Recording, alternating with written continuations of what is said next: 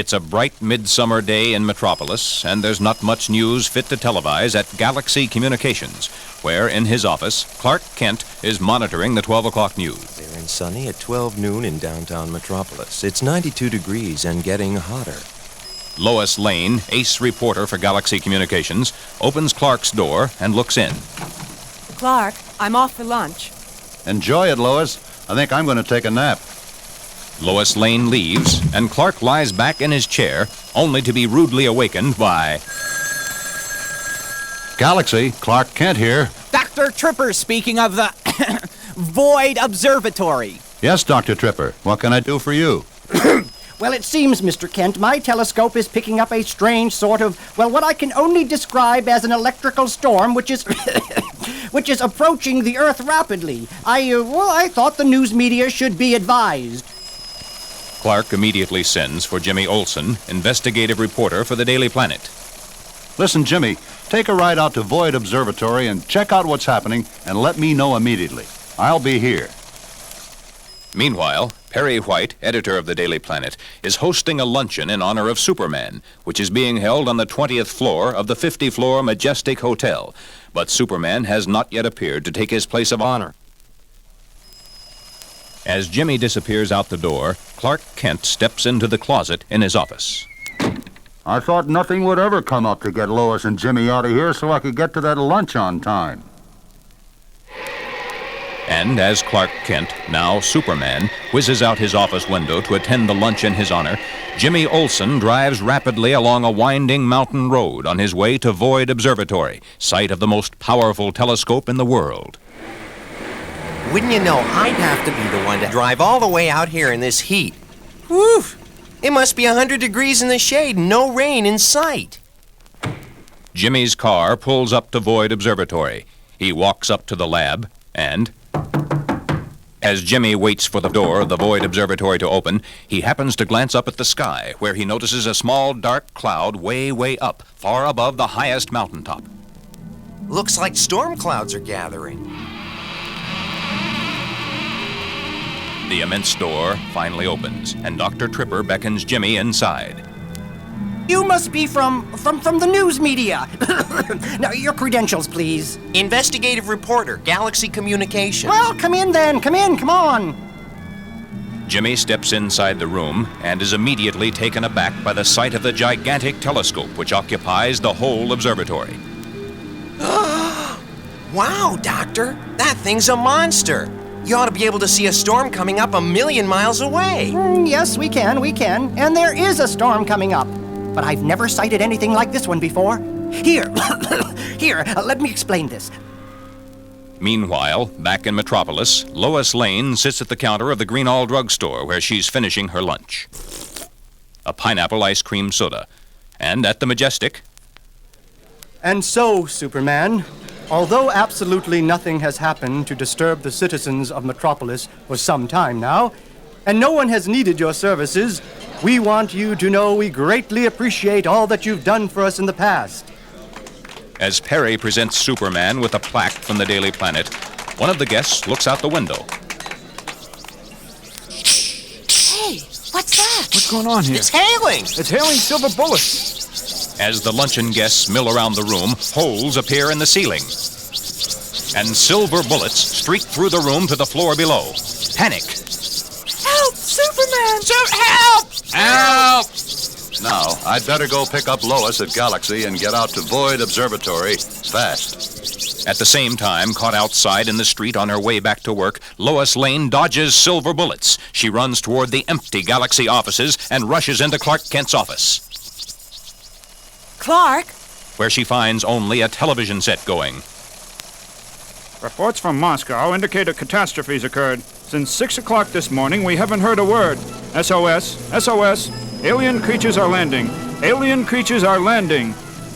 Lois stands, paralyzed, before the television set. Superman zooms through the window and comes to a screeching halt beside her. Lois! Superman, what is it? What's happening? I don't know, Lois, but I have a hunch that Void Observatory is the place to find out. Let's go. But Superman, where's Clark? I left him right here at his desk. We'll have to look for Clark later. No time now. and Superman and Lois are on their way to the observatory, where... So you see, Jimmy, we have been in constant radio communication with particles of what seem to be an electrical storm. But we have had no way of interpreting the signals we've been receiving. Now, our next step... Wait a minute, Dr. Tripper. Look! It's raining silver bullets! Oh, what's going on? They seem to be evaporating everything in their path. Oh, good grief! I'm sure that... Well, I hope they're friendly. Superman and Lois Lane appear through the open roof of the observatory and drop to the floor beside Jimmy and Dr. Tripper. Superman! Thank goodness you've come. But what are we going to do? I'm sure these alien creatures are friendly, but they're unwittingly destroying us, and we have no way of communicating with them. Superman, you've got to do something. If we can't talk to them, then we must communicate without words.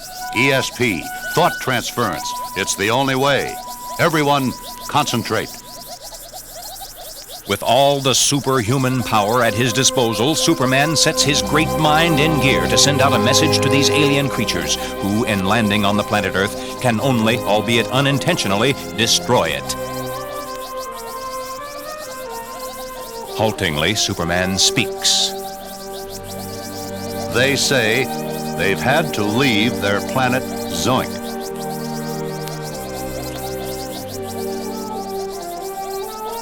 Because it has become uninhabitable.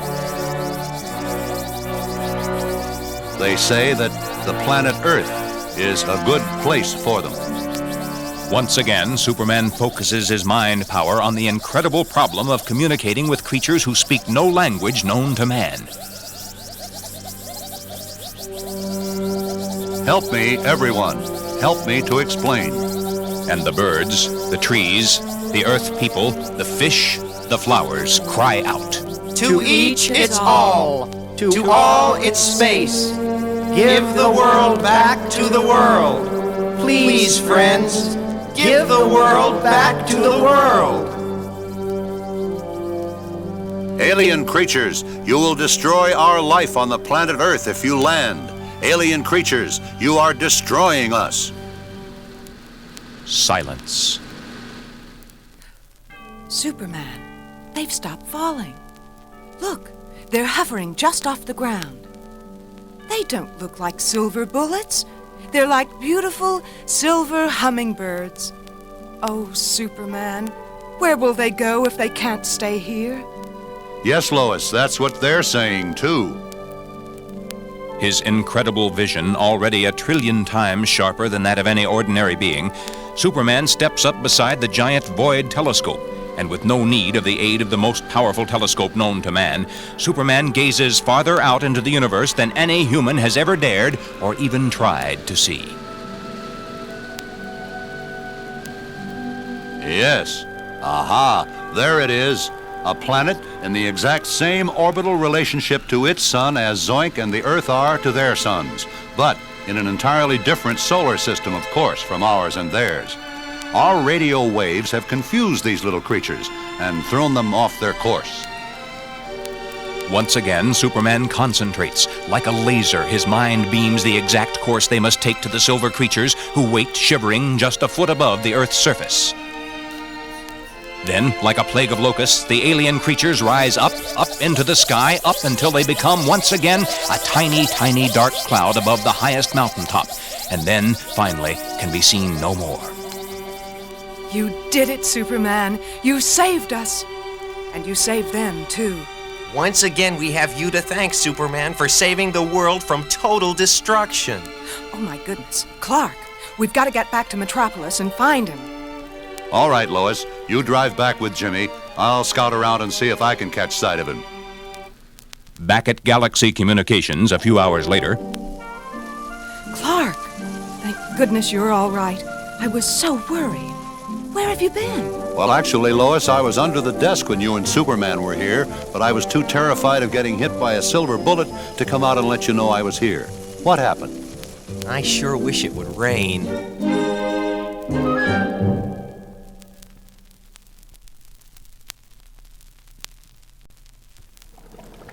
In a crude laboratory in the basement of his home, D. Allison Weatherspoon, a brilliant young biophysicist, has been working on the invention of an alternate energy source to come to the aid of an oil-starved world.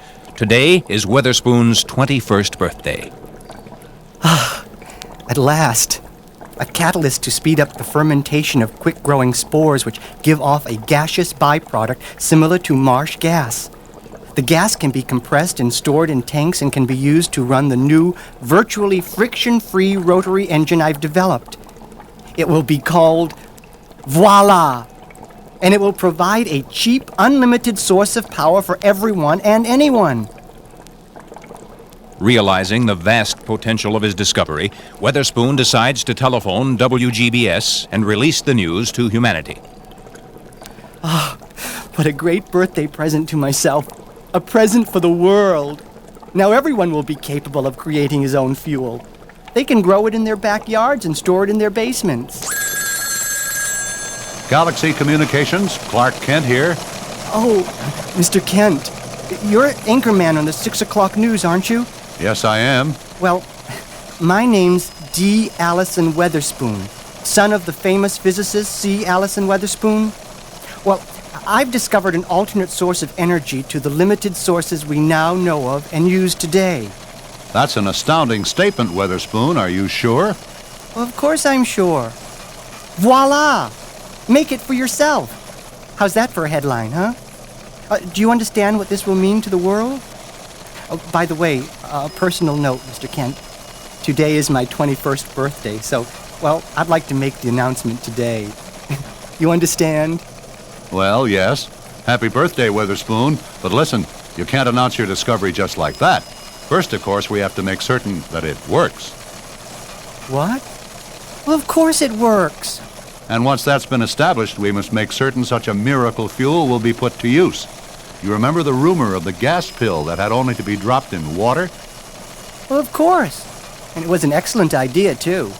Then you can see why your discovery must be kept top secret until the people are capable of controlling its use and making sure that such a fuel will be used only for the benefit of the people. Of all the people. Yes. You're quite right, Mr. Kent. You're quite right. You must understand, Witherspoon, there are evil-minded persons in the world who will try to control your invention for their own selfish ends, and narrow-minded persons as well, who know only their own way of doing things and are afraid to try new ways, no matter how much better they might be. Change is always frightening, but it is growth. Why? Why, oh why must power always corrupt? All power corrupts, yes, although Superman... You're right, though. Over the years, Superman has handled immense power and has always retained a sense of justice and fair play. Well, Superman knows he could gain all, but if he were to try, he'd only lose it. You know, Mr. Kent, while we've been talking, I've decided to place my invention in the hands of Superman. Well, he's just the person I need right now. A man with nothing to gain and nothing to lose. A man who's proved himself to be on the side of humanity. I think that's a very good idea, Dr. Weatherspoon, and I think I know just where Superman can be found at this moment. Incredible! You are a Superman, Mr. Kent. You've helped me out enormously with my problem. So what if I can't announce my discovery on my birthday? It won't kill me, huh? Well, anyway, today I received my inheritance from my father, and it includes a paper which was to be entrusted to me on my 21st birthday. I assume I'll be the inheritor of another of my father's fabulous inventions, as well as my own. Well, I can't wait to read my father's letter now. You may actually want to be present when I receive the envelope, Mr. Kent. You see, Perry White, editor of the Daily Planet, was one of my father's dearest friends, and he's the executor of my dad's estate. It's Uncle Perry who will be passing on to me my father's last words, which will undoubtedly be brilliant. That's great news. I'll be there, but do me a favor.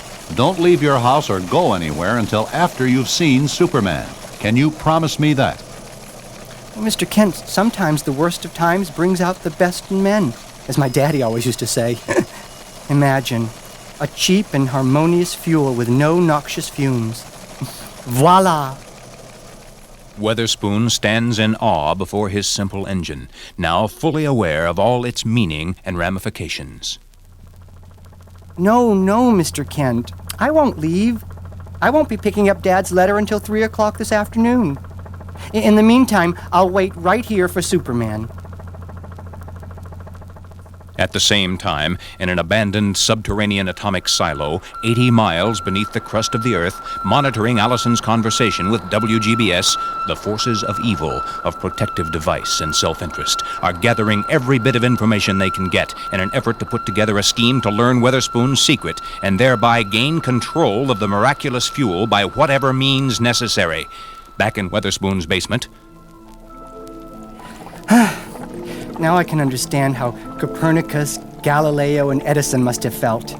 Well, they were all links in the long chain of men whose Einsteinian minds must have formed the rungs of the ladder of thought that's led me to the great discovery of voila. The bell rings, and Allison flicks on his videotape television alarm system. On the screen appears the familiar red and yellow S of Superman. It's Superman. Wow, Kent sure found him fast. Weatherspoon speaks into the walkie-talkie system he has connected to his doorbell. Superman, I'll be right up. I've been expecting you. Allison races up the stairs, 2 at a time, opens the door, and at once feels a tiny prick of pain as one of the 2 thugs who's waiting beside the doorway plunges a giant hypodermic needle into Weatherspoon's right arm, a needle containing a combination of an instant sleep-inducing drug and a truth serum. The other thug takes down the picture of Superman's chest from in front of the camera of Weatherspoon's videotape alarm system, and Allison is tossed into the back of a waiting ambulance. The 2 men climb in after him, and the vehicle drives off. Moments later, Clark Kent, Jimmy Olsen, and Lois Lane pull up in front of Allison's modest home.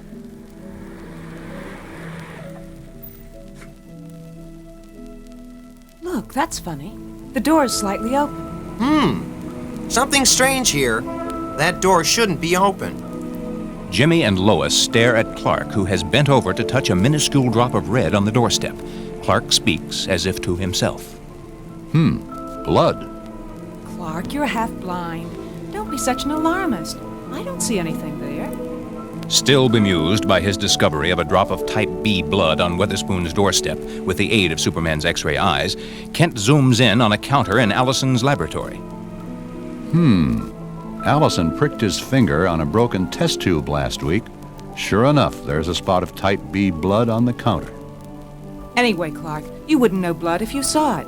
Anytime there's any danger, you're never around. I'm a pacifist, Lois. I deplore violence. So I've noticed. Jimmy pushes open the door, and Clark and Lois follow him inside the house and down the stairs to the basement. Dr. Weatherspoon, Allison, are you here? As the trio walk down the stairs, Clark scans the house to confirm to himself what he already knows. Allison is gone. Hey, look at this. Weatherspoon left a funny-looking engine going. He'd never go off and leave something like this running, would he? My worst suspicions have been verified. If Allison's secret should become known to the wrong people, entire economic systems could be destroyed, an immediate empire could be built, and once again, mankind's the loser. This is a job for Superman. Jimmy, Lois, I just remembered I must... does anyone have an aspirin? Uh-oh, looks like trouble. Clark's splitting, and every time Clark leaves, have you noticed, Lois? There's trouble. As Clark runs back up the basement stairs and outside, Clark, where are you going? Clark spots a taxi and hails it. I'm going back to the office in case Weatherspoon calls in. You 2 take the Galaxy limo and drive around the neighborhood and see if you can find him. Check with the neighbors. Maybe they know where he's gone off to. Galaxy Communications driver, and hurry. Okay, Mac. As the taxi pulls up in front of the Galaxy building in the shelter of the cab and faster than any human eye can see, Kent leaves a $1 bill on the seat of the cab, changes into his natural role as Superman, and is flying through the sky above Metropolis on his way back to Weatherspoon's to pick up the trail of the missing scientist before the taxi driver can turn around to tell his passenger how much he owes him. What? Where'd that guy go so fast? You think he was Superman? Superman's X-ray vision spots the faint tracks of what might be an ambulance pulling away from in front of Allison's house.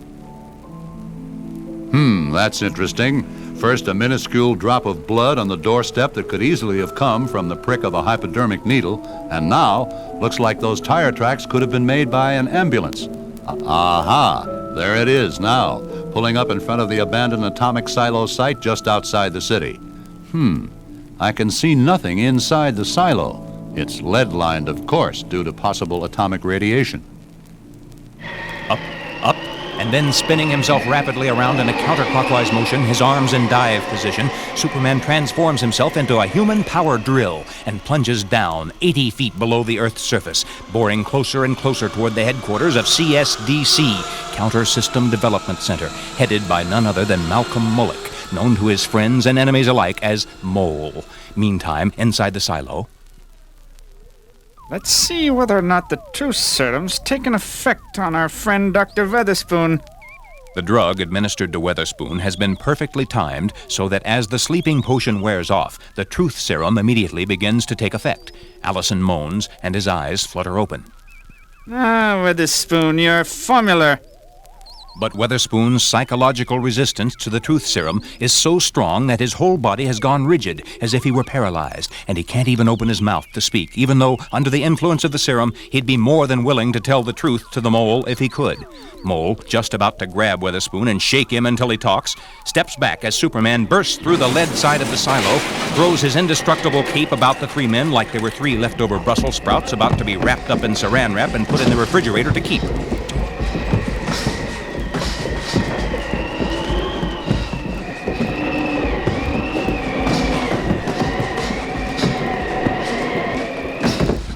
I'll just knot this cape at the end here. There, that should hold you until I get back to pick up my cape. Weatherspoon, I've got to get you to the hospital immediately.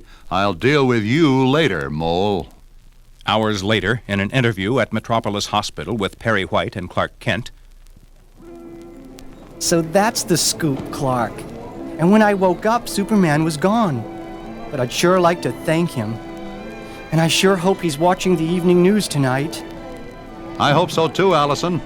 Perry, can we bring the cameras in for a close-up? I'd like to get a picture of Allison opening the envelope his father left for him. Certainly, Clark. Here it is, Allison. The envelope your father left with me as executor of his estate, to be handed over to you upon your 21st birthday, which is today. Uncle Perry, you've been like a father to me since my own father's death. I'm feeling weak. Would you please read me what it says? Of course, Allison. That's enough now, Clark. Get your cameras out of here and give us a little privacy. Perry turns to Allison as everyone else leaves the hospital room, tears open the envelope, then begins to read. 2 cups peeled, cored, sliced green apples, 1/2 cup brown sugar, 1 tablespoon cinnamon. What on earth?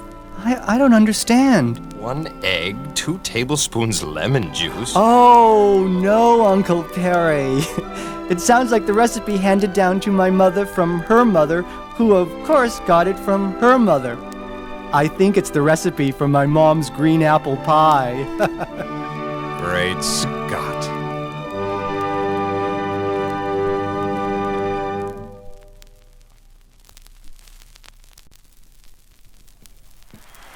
At a hard rock concert at Metropolis Stadium, 80,000 screaming kids are dancing in the aisles to the great beat of the Tones, the world's most popular rock group.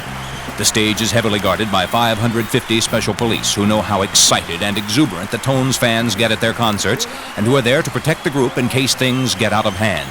In real life, the Tones are brothers, and Jimmy Tone, the group's lead singer and lead guitarist, is halfway through their latest hit song when suddenly Jimmy drops his guitar and stares up at the sky as though mesmerized by what he sees hovering directly over the stage. Slowly, a net is lowered out of the belly of the jet helicopter. The crowd has spotted the copter too, and a frantic scream goes up as their fans realize the Tones are about to be scooped up into the net and carried off.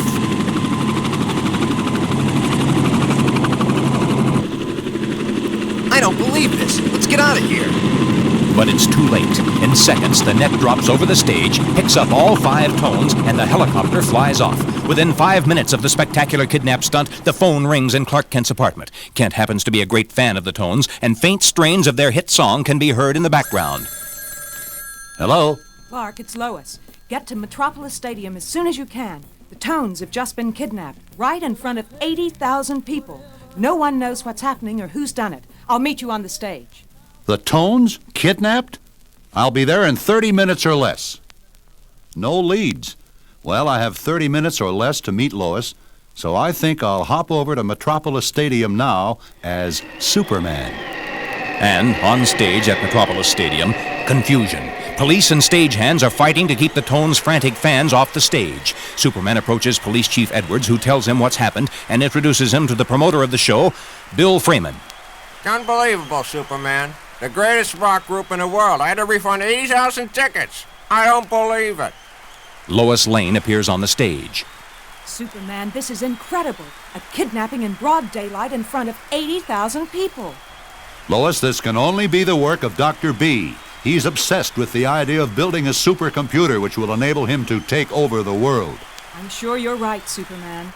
B's always had a great sense of the dramatic. Oh, where is Clark? He's missing the whole story.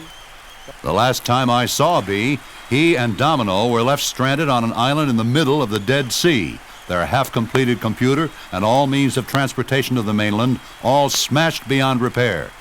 Okay, Lois, I'm off to check on B's recent whereabouts and his activities. I'll talk to you later.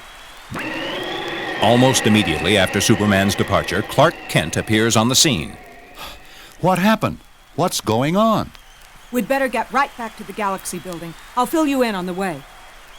Meanwhile, in the tower apartment of Dr. B, high above Metropolis, the Tones have been fed tranquilizers and are piled in a heap on the living room floor, out cold. Dr. B's assistant associate, Domino, is muttering to himself. Ugly-looking bunch, if I must say so myself. One by one, the Tones begin to wake up, moaning and groaning. My head. Oh, where are we? What a party. Must have been great. All at once, the boys realize what's happened as they note their strange surroundings, and simultaneously... Hey, what's the meaning of this? Control yourself, Tones. Shortly you'll meet Dr. B. He'll tell you what's happened, and what's going to happen. In the meantime, you'll do as I say. Understand? Just then, Dr. B enters the room. I see our guests have awakened, Domino. Yes, you are my guests, Tones, in my tower apartment, hidden away from the eyes of the world, and most particularly from the X-ray eyes of Superman. You see, the walls of my apartment are lined with lead. We're in an impenetrable fortress high above Metropolis. And by the time Superman is able to locate us, I will already have succeeded in manufacturing artificial kryptonite through the means of the giant computer, which I will be able to build immediately upon receipt of the proceeds which I receive as your ransom money.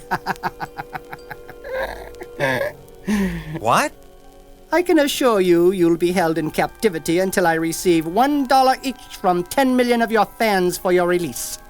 And if I haven't received $10 million by this time next week, I'm afraid I'll be forced to take unpleasant measures to assure its receipt. But why us? Why you? Because your group is the most popular rock group in the world. Your fans can't live without you. And I need a lot of money. Fast. What giant computer? The giant computer which will be the basis for the super city I'll put in orbit over Metropolis and the planet Earth. The computer which will make me King Bee of a world hive. Everyone in the world will work for me and for my pleasures. My computer will make me more powerful than Superman has been or ever would have been if I were to allow him to survive. I think you're crazy, Dr. B. There are snickers from the Tones. Superman will never let you get away with this, you know. I'm afraid Superman will have no choice in the matter. Last time we three met, Superman flew off thinking he had left us powerless and stranded on an island in the Dead Sea. As though it were just yesterday, Domino vividly describes to the Tones the secret island in the Dead Sea where Dr. B was engaged in manufacturing artificial gold, with which he intended to finance the same computer. If I were to alter the course of Comet Z and direct it toward Dr. B's hidden gold plant, B's factory would be smashed along with B's yacht and Piper Cub. He and Domino will be left harmless on their island, and the world will be saved from B's domination. Comet Z smashed our factory and all means of transportation, but miraculously, Dr. B and I escaped. Only to reemerge now with an equally bizarre scheme to gain a lot of money. And that evening, Clark Kent, anchorman for the 6 o'clock news on WGBS, is unceremoniously cut off in the middle of the story on the sensational kidnapping of the Tones. And Dr. B's face unaccountably appears on the screens of the television sets of everyone around the world. Today, as you must already have learned, I kidnapped the Tones. Your idols will remain unharmed if and only if I receive $1 each from 10 million Tones fans within 7 days. You may mail your dollars to Post Office Box 65, Grand Station, Metropolis, USA. Zip 10004. By the next day, the post office was flooded with letters addressed to Post Office Box 65. By the end of the day, over 4 million letters had already been received by Dr. B. And at Galaxy Communications, in the office of Perry White, fearless editor of the Daily Planet. At least we know this much, Perry. Dr. B will stop at nothing in his pursuit to rule. Therefore, he must be stopped. But how? He has the Tones and will hold them hostage in his impenetrable lead-lined fortress unless and until he manufactures his artificial kryptonite with which he'll then render you powerless. It looks like I'll just have to build a better computer than B does, one that will outthink B's computer and render it harmless. But what about the Tones?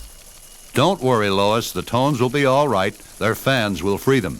They'll probably send in $15 million, and Dr. B will release them before he discovers that I have put together a computer far more intelligent and advanced than his. And indeed, 3 days later, the Tones are found bound and gagged under the stage at Metropolis Stadium. They'd been freed not 10 feet away from the spot from which they'd been kidnapped, and they weren't quite ready at that moment to get on with the show. While circling in the skies above the planet Earth, Dr. B has programmed his computer to produce artificial kryptonite particles, which he'll then feed into the Earth's atmosphere, thereby polluting the air with kryptonite and leaving Superman powerless forever. Domino! Throw the switch! There it goes, Dr. V. But wait! What's the matter? There's something wrong here. The indicator light is blinking red. What's happened? That's the computer. All right. Here comes the answer. What does it say? The card reads, I have been superseded by another computer. That computer belongs to Superman, and it is much more intelligent than I.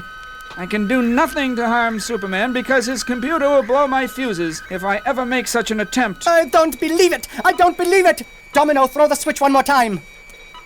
As Domino throws the switch against the warning of the helpless computer, the fuses within the giant machine are blown with such force that B's circling city-to-be is thrown completely off its orbit and out into space, ostensibly free-falling for eternity, as Dr. B screams, You think you're rid of me, Superman, but I'll be back, and next time I'll win!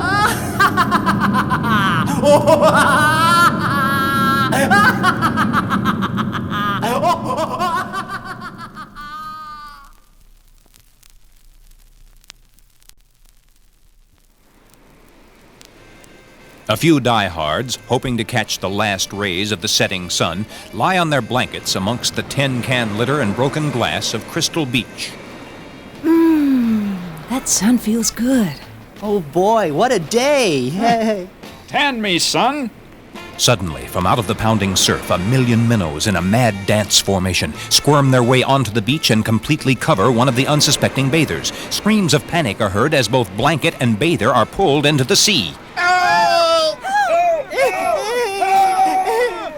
Up on the boardwalk stand two horrified onlookers, Lois Lane and Jimmy Olsen, both reporters for Galaxy Communications, who happen to be visiting Crystal Beach to cover a Rotary Club meeting. Call Galaxy, Lois. I'm going down to help. Hurry! Lois Lane rushes to a nearby phone booth and reaches Clark Kent, anchorman on the evening news, at his office. Clark, it's incredible. A school of minnows at Crystal Beach seems to be going mad. There are millions of them. Jimmy's trying to help. Oh, good heavens! They've got Jimmy! Hurry, Clark! I'm going to call the police. And on the beach, Jimmy's cries are drowned out by an immense flounder on his back as he is carried out to sea, while at WGBS, Clark Kent, now miraculously changed into Superman, opens the window of his office. I don't know what the meaning of this is, but it sounds to me like a job for Superman. And, streaking across the metropolis sky, Superman's X-ray vision spots Jimmy and the hapless sunbather as they're being dragged under the murky surf for what might just be the last time. Meanwhile, on a nearby tidal marsh, birdwatcher Bill Talon is taking notes on some very strange bird behavior. Those gulls have been circling longer than I've ever seen before. Suddenly, Talon picks up his binoculars. Good heavens! They're all flying upside down. I think I'll call my friend Perry White about this one. Mystified, Talon reports the strange occurrence to his longtime friend, Perry White, editor of the Metropolis Daily Planet.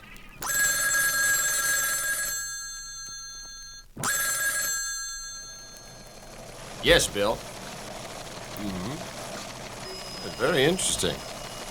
Yeah, I'll send Jimmy Olsen out to check on this immediately. Well, Clark? Where's Jimmy Olsen? Clark! Unable to locate Jimmy, Perry stops by the office of Clark Kent, Jimmy's longtime friend and co-worker. Clark? Oh, for gosh sakes, they're both gone. Where is that Clark? Biggest story in days.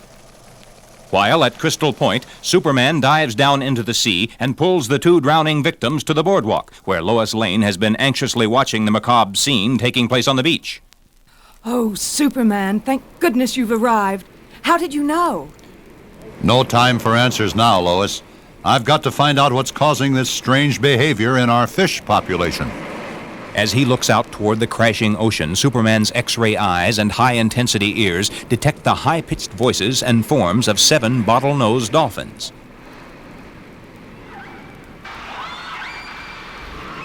If anyone can give me the answer to this riddle, I'll get it from the teachers, not the school. Wait here, Lois. Up, then, in a dive that takes the Man of Steel hundreds of feet beneath the fouled waters, Superman swims down, faster than an atomic submarine, and finally settles in the depths of the murky waters and begins to decipher and learn the unique porpoise language. Yes? I understand. Your aquasphere has recently been polluted by a foul-smelling substance.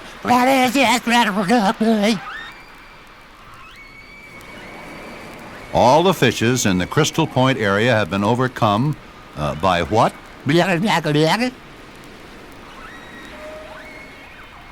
Oh, you call it the tidal marsh madness. And because you dolphins breathe air, you have not gone mad, but you're having much trouble. Your eyesight's been affected. Acne. Sore throats, huh? Oh, my poor friends. We must do something immediately about these hideously polluting substances in our waters. Far beyond the power of man's sciences, Superman's supervision rapidly breaks down the substances composing the hideous pollutant as he makes a mental note of each chemical substance in its relationship to the horrible whole. Thank you, friends, for the invaluable information you've given me. Superman thanks the wise dolphins for their help and in one great jump rises out of the waters of Crystal Point. While at the Daily Planet, Perry is still pondering over the strange story of the upside-down gulls and finally decides to leave a note for Clark Kent just as Superman appears in Clark's office window. Great Scott, Superman. Can't you use the door? You frightened me to death. Well, I must admit I'm certainly glad you're here. Perry tells Superman Bill the Birdwatcher's strange story. Very interesting. Now, Perry, where's your map of Metropolis? Aha, just as I suspected. Just as Superman suspected, the bird sanctuary is located right next to the site of the new experimental biochem industrial complex.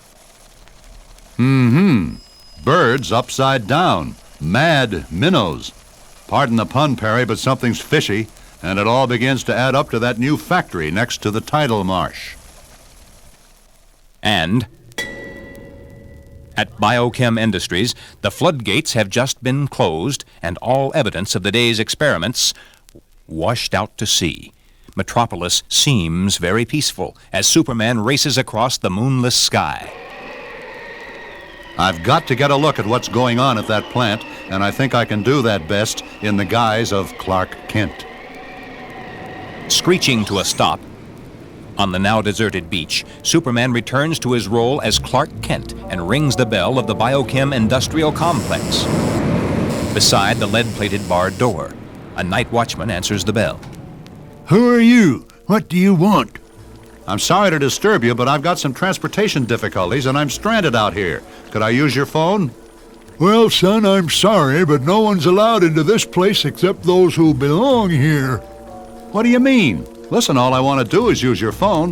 What is this place, anyway? What do they do here? This is the Biochem Industrial Laboratories, and what they do here, well, it's top secret, mister, and it's nobody's business but our own.